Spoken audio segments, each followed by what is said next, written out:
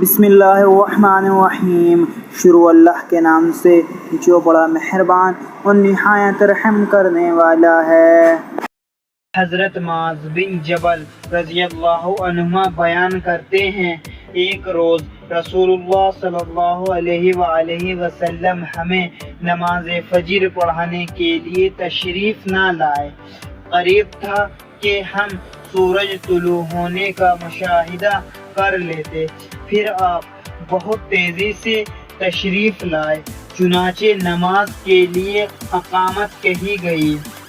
رسول اللہ صلی اللہ علیہ وآلہ وسلم نے اختصار کے ساتھ نماز پڑھائی۔ پس جب آپ صلی اللہ علیہ وآلہ وسلم نے سلام پھیرا تو بآواز بلند فرمایا، اپنی جگہوں پر ایسے ہی بیٹھے رہو۔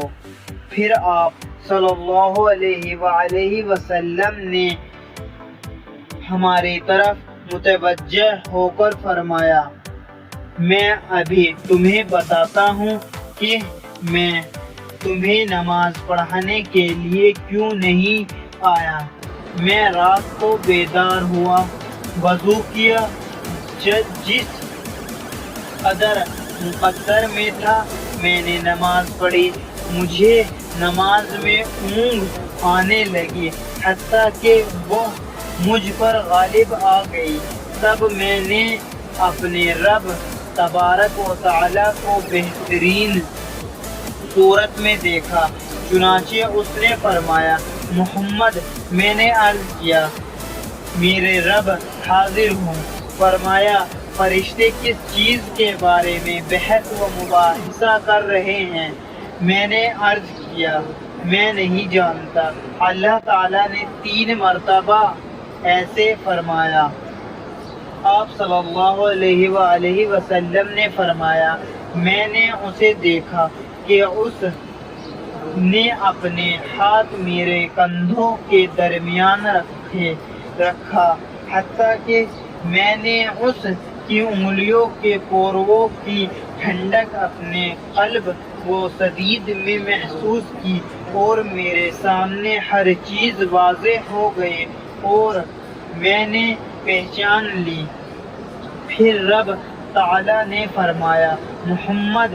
میں نے عرض کیا، میرے رب میں حاضر ہوں۔ فرمایا، مقرب فرشتے کس چیز کے بارے میں بحث و مباحثہ کر رہے ہیں؟ میں نے عرض کیا، گناہ مٹانے والے عمل کے بارے میں۔ فرمایا، وہ کیا ہیں؟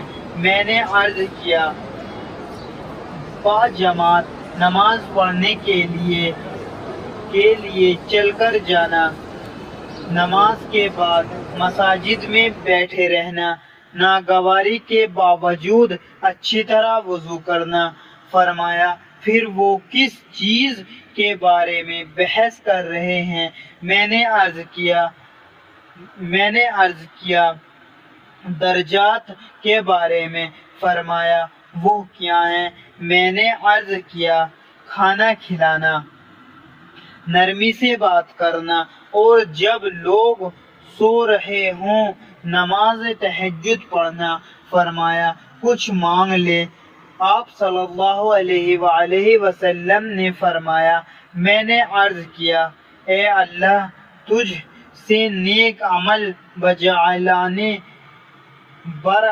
برے کام چھوڑ دینے اور مساکین سے محبت کرنے کی توفیق مانگتا ہوں۔ دے تجھے، اور یہ کہ تو مجھے بخش دے اور مجھ پر رحم فرما، اور جب تو کسی قوم کو فتنے سے دوچار کرنا چاہے تو مجھے اس میں مبتلا کیے بغیر فوت کر دینا۔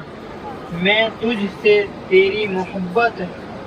سے محبت کرنے والوں کی محبت اور ایسے عمل کی محبت کا سوال کرتا ہوں جو تجھے تیری محبت کے قریب کر دے۔ پھر صلی اللہ علیہ وآلہ وسلم نے فرمایا، یہ جواب حق ہے، پھر اسے یاد کرو اور پھر اسے دوسروں کو بتاؤ۔ اللہ تعالی ہم سب کو ان پیاری احادیث پر عمل کرنے کی توفیق عطا فرمائے، آمین یا رب العالمین۔ السلام علیکم ورحمۃ اللہ وبرکاتہ۔ ویڈیو پسند آئے تو چینل کو لائک اینڈ سبسکرائب کریں اور اپنے دوستوں کے ساتھ شیئر بھی کریں۔ زمان ملک۔